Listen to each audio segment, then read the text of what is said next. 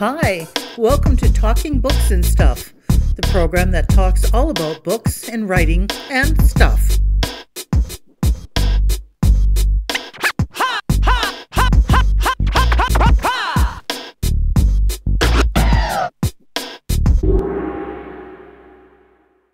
Here's your host, Dennis Rimmer. Hello and welcome back. This is Talking Books and Writing and Stuff with DR, the podcast guy. And today from back east, back in Ontario somewhere, we have Diane Bator. And Diane, good day, as they say on the Bob and Doug McKenzie show. Good day, eh? Oh my goodness, I actually missed that show. That was fun. Oh, I know. So how are things going in your Diane Bator writing life today? Oh my goodness, things are going really well. I've been one of those people crazy enough to attempt the NaNoWriMo thing in November, so I'm still going to have a lot of edits to do. That's where you're. But in the meantime, I'm doing edits on another book as well, so it's keeping me busy. No kidding. And so that NaNoWrite thing is where you're supposed to write a book in a month? Yeah, the goal is, the big goal is to write 50,000 words in 30 days. Some people set their own mini goals or even bigger goals, however they feel they can do. But I always seem to get something fun out of the whole month, so whether I hit the goal or not, I always have a fun book at the end of it. So yes, and we're talking with Diane Bator. And back to the beginning, where were you born and raised and brought up and all that kind of good stuff? I'm actually a Western girl. I was born and raised out in central Alberta and moved to Ontario, oh my gosh, about 17 years ago. And raised my kids out here, and now the kids are all gone, and my bookshelf is filling up with my own books because now I have a little more time to write. So that's right. Keeps me busy. Okay. As a child, did you, might sound like an obvious question, but did you read and write a lot, or maybe not? I was one of those avid readers. I think I read everything in the school library, and that started on the town library because I ran out of things to read. Right. I started writing early on, but it wasn't something that was really supported or kind of pushed. So I did have a couple of teachers who were really great about coaxing me to do a little more and do a little more. And I actually was published in the school newspaper a couple of times in high school. So that was pretty fun. That was pretty neat. And what was the first work that you had that you ever got paid for? That I ever got paid for? Oh, yeah. Goodness. That would have been my very first book, which is called The Bookstore Lady. And The Bookstore Lady, now that's part of a series? The Wild Blue It is.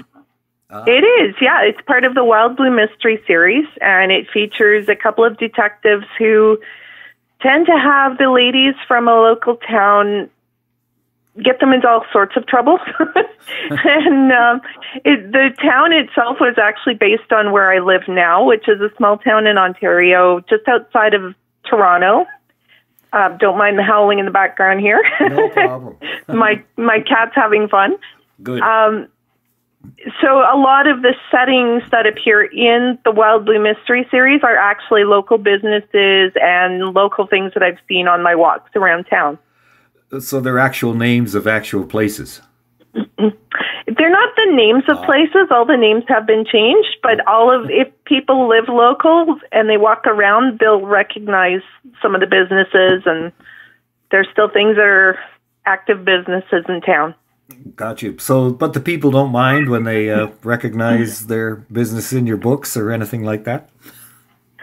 Our local independent bookstore, which is called Booklore, is a wonderful place. And I told her when I think the second or third book came out, and I told her then that the Bookstore Lady, the store itself was based on her bookstore, and she just thought that was the greatest thing in the world. So And even one of the coffee shops, they thought that was fantastic.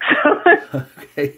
So just back to the Wild Blue Mysteries for a minute. You have the bakery lady, the bookstore lady, and I can't read my own writing here. There's the mystery lady then Painted Lady. Oh. Painted Lady just came out in January, way back when this year. Yeah. And what got the ball rolling for you with the first book and then the series of other different adventures that followed? What was it that made you sit down and say, okay, this is it, I'm going to do it, and that's that? So I think the first one actually kind of started with a dream. And as I walked around town, I would walk my kids to school and then walk around town, and I thought, there's so many cool things in our own town that could be part of a mystery. And, if somebody relocated here just like I did, but they didn't want anybody to know who they were, it would be a great place to hide out. At the time, anyways. Now it's grown a lot more. But when I moved here, it was a smaller town, and it was, you could kind of blend in without a problem. So that was how the bookstore lady started. And then she took over a bookstore and started making friends and getting to know the people in the community. So what now, as we have COVID and all that kind of good stuff, what is your daily routine these days? Well, this week it's kind of fun because I actually took the week off work. I am still working. I work for a professional live stage theater, and we obviously have been shut down since March. We can't have any more than 50 people, and I think, we can't have any more than 50 people in the theater, so that's not really worth it. Right. So we have been working from home, though, and doing a lot of online programming and doing some fun stuff. We meet every day on Zoom, so virtually meeting, but it just keeps us semi-sane and giving us something to focus on. And your writing routine, is that a daily process? It normally is, yeah. Usually my evenings after 7, 8 o'clock, that's usually I can sit back and put my feet up, and working with NaNoWriMo, that was my prime time for my brain just to flow. So all of my other projects, as they're coming along, it's going to be about the same, either early morning or in the evening. And overall, in the big philosophical view of things, how is this pandemic, has it affected or changed anything in your daily routine on a more profound basis? Are things going to change when we get back to normal, quote unquote, or? At first, I found it really difficult, and I had a really hard time writing or creating or, just kind of dealing with it. And after the first couple of months, I actually was able to start doing some needlepoint and doing some things that were outside of writing. And I was also able to do some editing, which helped me kind of get back into that mode. And since then, it's been kind of cool in a lot of ways, because a lot of the meetings that I would have not been able to attend in Toronto or even out in Alberta or something, everything's online. So I've been able to connect with authors all over the world in a way that I wouldn't have before. So that has, while we're apart, it's brought people together. Big time, yeah. And even with, I do a blog. I've had a blog for many years, and I just found that I kept running out of time in the week to go, oh yeah, shoot, I should have posted something. But it was trying to come up with something every week and keep it fresh. So what I did is I changed over my blog about a year ago, and now I promote other authors just as you do. And I do interviews with them. Everything is online, so I don't actually talk to them or do video chats, but everything is an interview on my blog. And they tell everybody about them and their books, and they have their buy links, and they can share it from there. Well, that's wonderful. What is the blog link? Maybe we should make a note of that one right now. Yeah, for sure. It's called Escape with a Writer. Escape with a Escape with a Writer. Gotcha. Okay. Yeah. And it's been a lot of fun. I've had a lot of great feedback, and my audience is growing a little bit at a time, which is kind of fun. Mm-hmm. To the point that right now I went from doing it 1 day a week to I have 3 days a week up until January right now. Oh my goodness! Yes. So it has, it really picked up. It snowballs. It's like a week. It did snowball. A week ago, for instance, I didn't have any new interviews lined up, and now I have 6 for the next. That's amazing. Couple of weeks. So yeah, I'm oh, right on. Oh no, not anymore. I'm swamped. I can't do it. Oh yeah. Oh, I totally get it, and that's what's happened with my blog. Is I went from 1 day a week to I thought, okay, well, I'll do 2 days because I have lots of people. And then all of a sudden, I've had people going, well, I'd really like this before Christmas. So it's like 3 days a week from November or October. Sorry, super. Right on through into the new year. So it's just, but it's a lot of fun. I've been meeting a lot of other writers. I've got children's books. We've got people from Hungary, people from Australia, people from just everywhere. Superb. And what's your blog post? How do you get to it, actually? Escape with a Writer. Pardon me? How do you actually find Escape with a Writer? You have to go to a certain site? You can just Google Escape with a Writer. Oh, okay. Gotcha. I've got links on Facebook as well as on my blog. Oh my goodness, I forgot my blog. Oh. 1 second. I know, right? Yeah. I will give you the. And now okay. And my blog site is dbator.blogspot.ca. Oh, gotcha. Okay. Yeah. Yep. And it's Diane Bator we're talking lots about writing, but what about reading? Do you find any time to do any pleasure reading these days? Not as much. Right now I'm doing some serious edits on a book, so that kind of restricts the time a little bit. But I've been reading a few things for other authors. I've got a friend in England that I'm reading one of his books right now. I've done a couple of other books. Actually, another lady in England whose book has just taken off like crazy.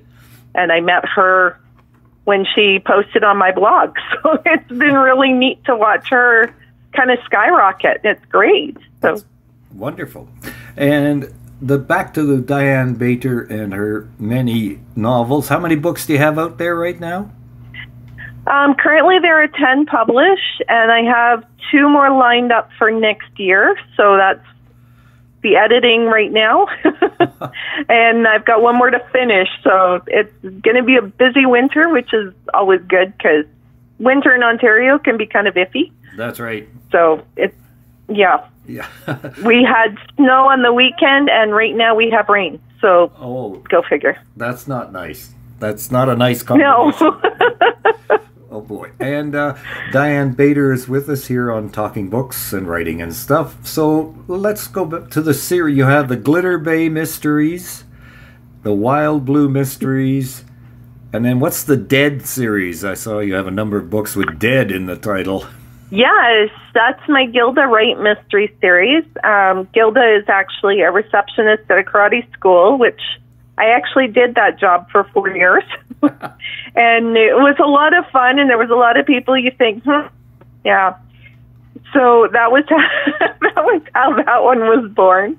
It is a murder mystery series, but it's a lot of fun. There's some fun characters, and they get into a lot of trouble.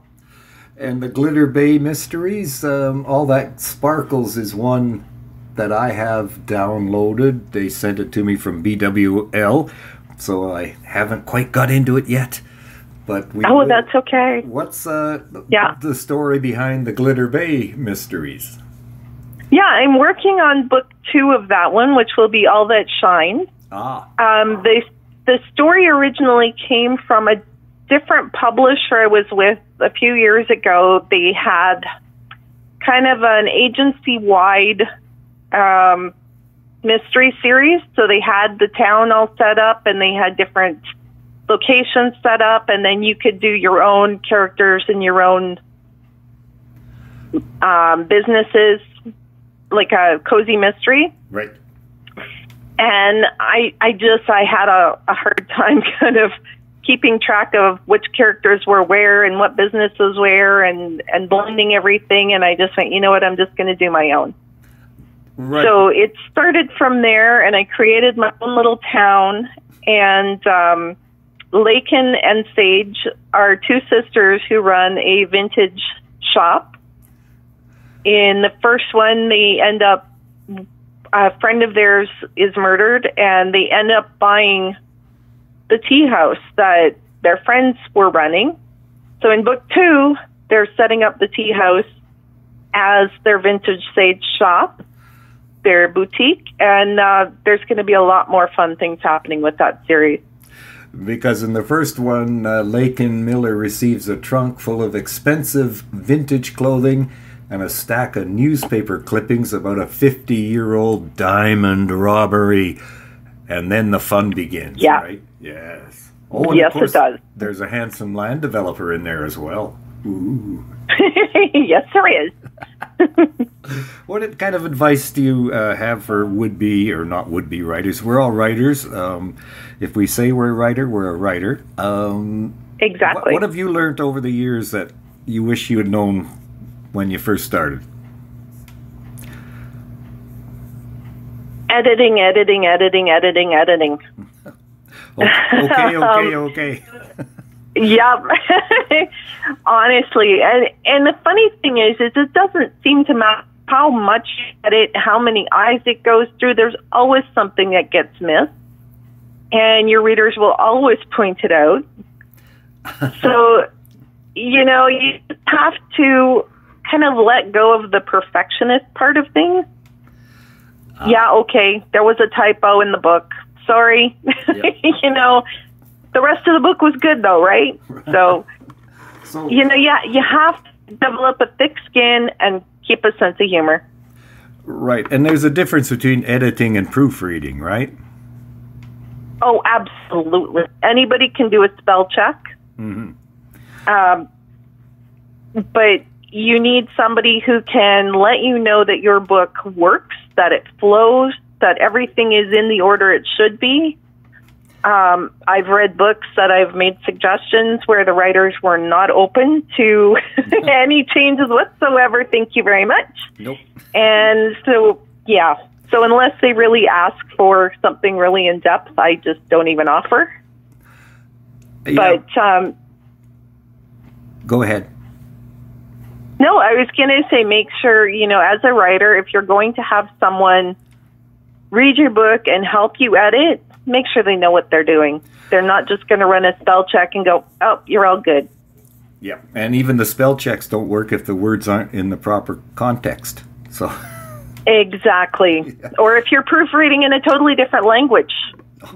From Canadian English to American English are two different things sometimes. So yeah, even just the matter of color and harbor and those words with the exactly. U that we put in. Yep. I had a brilliant thing to say right now, and I've forgotten what it was. Oh, boy. It'll come back. It's all good. How do we get in touch with Diane Bator to find out more? You have a website, I assume, or do you not? I am all over the place. I am on Facebook. I am on Instagram. I am on LinkedIn. I am on, name it, everywhere. I do have a website as well. And you can find that through the blog as well. But basically, I know I put my name in Google and I come up all over the place. So maybe it's just my Google, making me feel good. But and you're with BWL Publishing right now? Yes, I am. I've been with them, oh goodness, I want to say 2012, 2013. It's been several years, and I absolutely love them. I was just going to, they seem to be like a going and growing concern, and they take your work seriously, and yet you seem absolutely. Everybody seems to have a lot of fun with that company. When I started with them, they were a lot smaller than they are now, and it's just been a lot of fun to watch them grow, as well as all the authors grow. seeing the quality of books that are coming out, and the people that I've met through there is just, it's amazing. It really is. Wonderful. Diane Bator is with us. Diane, before we wrap it up, what's next? What do you got in the works? You told us about a couple books coming out in the new year. Yeah, right now as I said, I'm doing book 2 for the Glitter Bay series. So All That Shines will be coming out in June. I have a novella coming out in August, and that's a part of the Gilda Wright series, the karate series. I will be working on, my other new book was Drop Dead Cowboy, which is my Audra Clemmings mysteries. And eventually there will be a second book coming out for that one. So, and that'll be more of a Christmas type story. So what do you do in your spare time? My what? Exactly. Well, like I said, the kids are growing up and gone, so being at home, and there's not a whole lot to do some days work-wise, and that's just because, everything has become online. We just kind of keep things in check and make sure everything's running smoothly and try and keep moving forward. So there is a little extra time here and there to write where I didn't have that as much before, especially at this time of year. So, things get very, very busy over the winter and so you'll just be typing up a storm on that old keyboard. What? By the way, how do you write? Do you use computer, pen and pencil, typewriter? I prefer to write. Can't. My pen and paper are always with me. Everything ends up going on the laptop anyways, because that's how you communicate with the publishers and everybody else. Right. But for the most part, to just sit down and write, I love pen and paper. There's nothing better. Gotcha. Diane Bator has been with us today here on Talking Books and Writing and Stuff. So, Diane, thank you very much for your time today, and have fun through the winter and coming summer and coming months after that. You as well, Dennis. Thank you so much. Thank you for visiting with us today. This is Talking Books and Stuff with Dennis Rimmer. Contact him at dennis@talkingbooks.tk. Thank you, and may all the good news be yours. Oh, and don't forget to check out his book, The Great Canadian Notebook, available across Canada and at amazon.ca.